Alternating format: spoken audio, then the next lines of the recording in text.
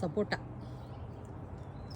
చూసారా, అది కాయలు కాస్తూ ఉన్నాయి అండ్ పండు అవుతూ ఉంది. అండ్ ఇంకొకటి ఏంటంటే ఫ్లవర్ వస్తూ ఉంది. చూసారా, ఇది 24/7 అన్నట్టు ఫ్రూట్స్ ఎప్పుడు ఉంటాయండి, ఆల్ సీజన్స్. ఇప్పుడే ఇక్కడే చూస్తున్నారు కదా. సో ఇదేమో పండు అవుతూ ఉంది, ఎల్లోగా అయిపోతుంది. ఇప్పుడు దీన్ని కట్ చేసి బ్రౌన్ బ్యాగ్లో పెట్టేసేస్తే ఫ్రూట్ తయారైపోద్ది అనమాట. సో ఇది వచ్చేసేసి మిడిల్లో అంటే కొద్ది రోజులు టైం పడుతుంది. తర్వాత ఇప్పుడు ఈ ఫ్లవర్ అంతా ఉంది కదా, మళ్ళీ కొత్త పిందెలన్నీ వచ్చేస్తుంటాయి. మీరు దగ్గరగా చూస్తే కనుక అవన్నీ మళ్ళీ రెడీ అయిపోతున్నాయి.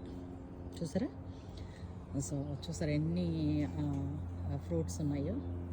అండ్ ఇక్కడ చూసారా పెద్ద గుత్తండి ఇది, ఇంత పెద్ద పెద్దవి ఉన్నాయో చూసారా, చూసారు కదా.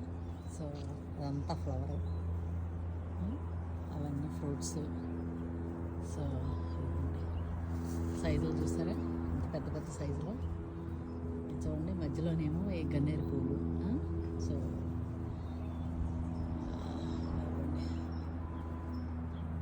ఇదంతా ఫ్లవర్ మళ్ళీ. సో ఎప్పుడు కూడా ఈ పక్కనే తేనెటీగలు కూడా బాగుంటూ ఉంటాయి దీని మీద. ఇప్పుడు కూడా పాలినేషన్ బాగా అవుతుందన్నమాట ఇవి ఉండటం వల్ల. కానీ ఈ ప్లాంట్స్ ఏరియాలోనే ఉంటాయి, మళ్ళీ బ్యాక్ యార్డ్లో ఇది సైడ్ యార్డ్. సో మొత్తం ఆల్ సైడ్ యార్డ్ అంతా ఈ పెద్ద పెద్ద ఫ్రూట్స్ ప్లాంట్స్ ఉంటాయి అన్నమాట. ఇది ఇంకో variety of sapota.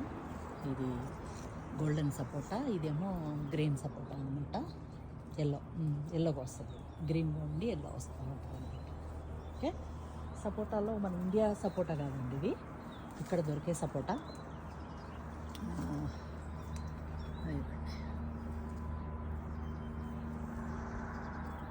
So same plant కూడా అలాగే కాయలు ఉన్నాయి, ఫ్లవర్స్ ఉన్నాయి అండ్ బాగా పండు రైప్ అయ్యేటటువంటిది ఉంది. చూస్తున్నారు కదా, ఇవి 2 మొక్కలు అన్నమాట.